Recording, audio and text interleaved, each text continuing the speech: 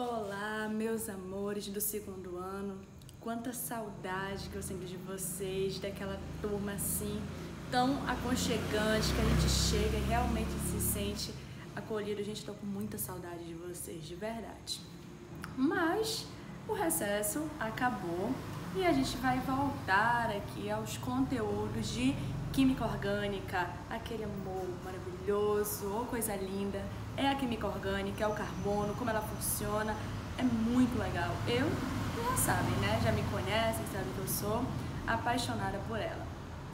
Antes do recesso, vocês estavam aprendendo as funções oxigenadas e nitrogenadas. Vocês aprenderam nomenclatura, vocês já sabem diferenciar cadeias, diferenciar funções, pelo menos eu acredito que vocês saibam diferenciar as funções. Claro que a gente ainda dá uma vacilada ali, vacilada aqui, mas é normal, nada que uma boa revisão não te ajude. Então, aquela parte lá da química orgânica que vocês diziam, meu Deus, Bárbara, é muito difícil, eu nunca vou aprender. Olha aí, ó, você mais safo do que eu, se duvidar. Então, aquela lá é a nossa primeira parte. A química orgânica, gente, ela é linda porque você consegue entender muitos processos. O nome já diz, orgânica. Então, tudo que você aprende em orgânica, você não pode aplicar para orgânica porque não vai dar certo. De boa?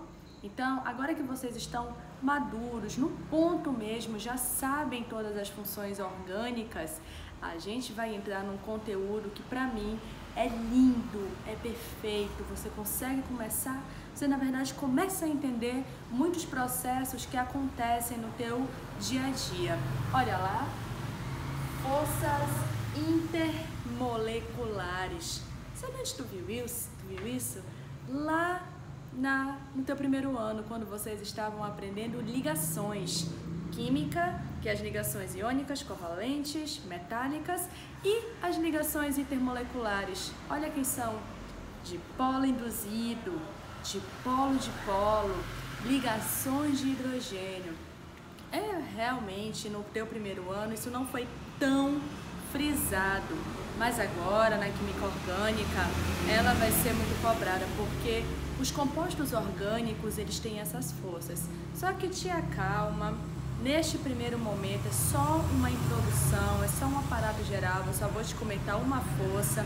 A gente vai comentando uma força de cada vez, vendo onde acontece, por que acontece, como ela funciona, para só depois a gente começar, ó, no batente, entender valendo com os exercícios. Então bora lá entender o que acontece quando um composto que apresenta uma determinada força, o que vai alterar nesse composto.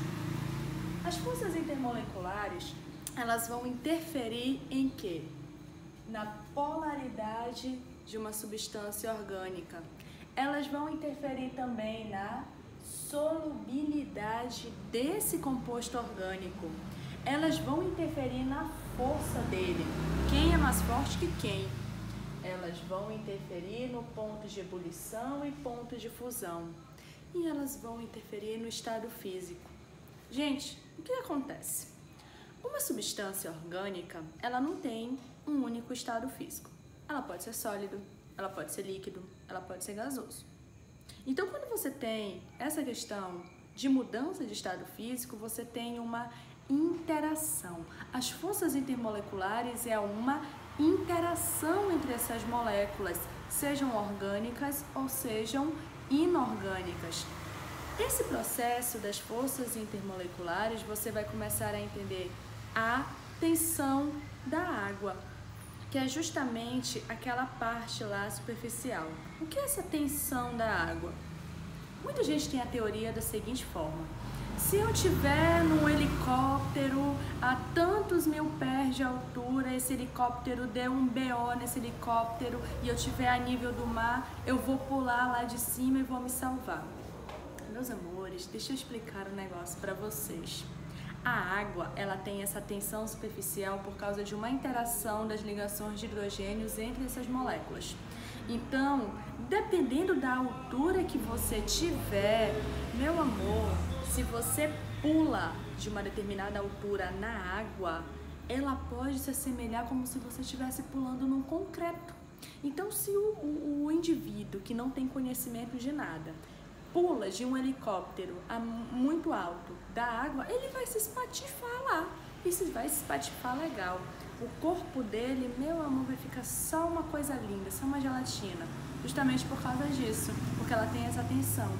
Então, esses processos que a gente vê de por que uma substância não se mistura direito com outra, porque uma tem um ponto de ebulição ou fusão mais alto do que a outra, isso tudo também vai ser explicado pelas forças intermoleculares. Bárbara, é só isso que explica? Claro que não, gente. Isso é um dos fatores que vão explicar as moléculas, beleza? Então, bora pegar um exemplo bem simples. Você está lá, estava relaxando no seu recesso, você não ficou de recuperação, você estava de boa. Aí você estava deitado no seu jardim e estava observando o céu. No céu tem as nuvens. As nuvens são feitas de água no estado gasoso. A água no estado gasoso, ela vai ter uma interação das moléculas de água muito menor do que quando você tem uma água líquida. E essa água líquida ainda vai ter uma interação muito menor do que quando você tem uma água sólida. O que isso quer dizer? Quanto mais perto estiverem as moléculas, quanto mais unidas, abraçadas elas estiverem, maior vai ser a interação, maior vai ser a força. É por isso que você muda o estado físico dessa substância. Isso pode ser ocasionado por calor, por baixas temperaturas, quando você mergulha alguma coisa no nitrogênio líquido, por exemplo, e a bicha congela. Então, tudo isso vai ser interferido. A solubilidade, dependendo da força que uma substância tem, ela vai se solubilizar melhor numa outra ou não vai se solubilizar numa outra. Ponto de fusão e ebulição. Se apresentar uma força diferente da que eu tenho, de uma outra molécula, vamos supor, se eu tenho uma molécula que tem força, ligação de hidrogênio, e eu tenho uma outra molécula que tem uma força de polo, a que tem ligação de hidrogênio vai ter um ponto de ebulição e fusão muito maior do que tem a de polo. É por isso que a água tem um ponto de ebulição muito alto. Por quê? Porque ela vai ter uma força extremamente forte. Então, você tem as forças fracas, moderadas e fortes. O cara que estudou isso foi Van der Waals. Van der Waals, mano, os químicos eram muito engraçados.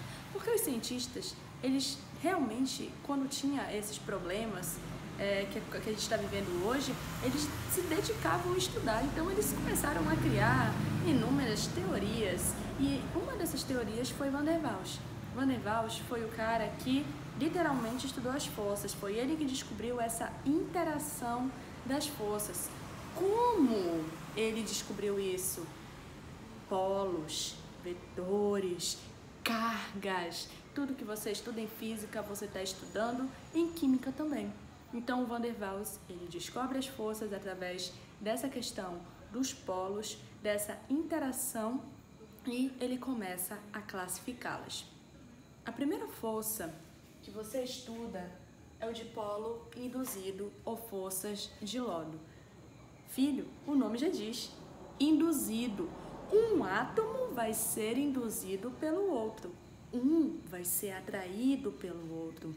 Um vai criar temporariamente uma polaridade em volta dessas moléculas. É quando você está tendo a aproximação de cargas negativas com cargas positivas.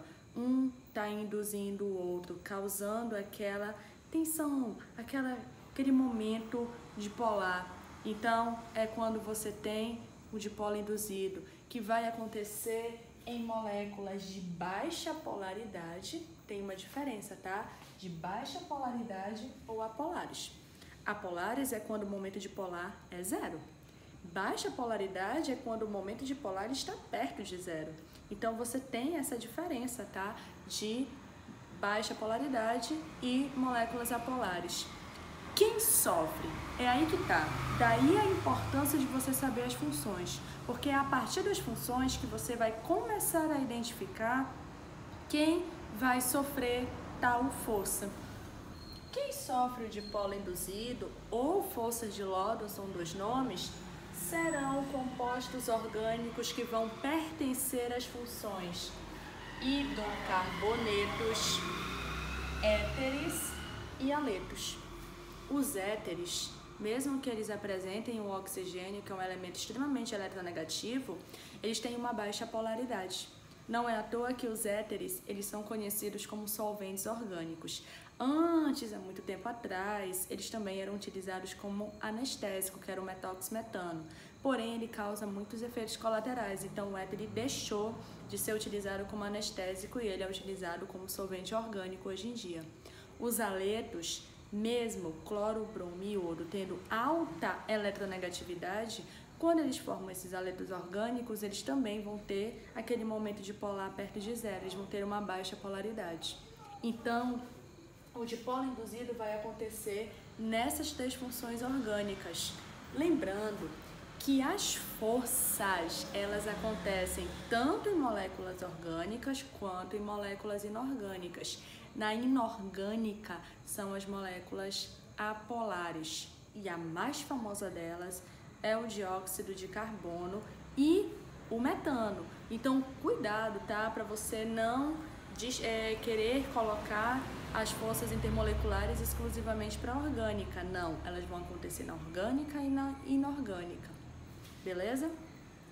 A dipolo induzida, elas são consideradas fracas. A interação delas é muito pequena, quer dizer que elas são facilmente quebradas. Então, você rapidamente pode aquecer uma substância, você pode resfriar essa substância.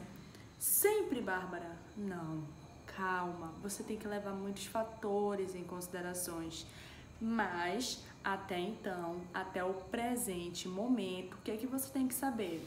Que o dipolo induzido vai acontecer nessas três funções orgânicas e que eles são forças consideradas fracas, interações entre as moléculas fracas. Beleza? Essa é a nossa aula de hoje.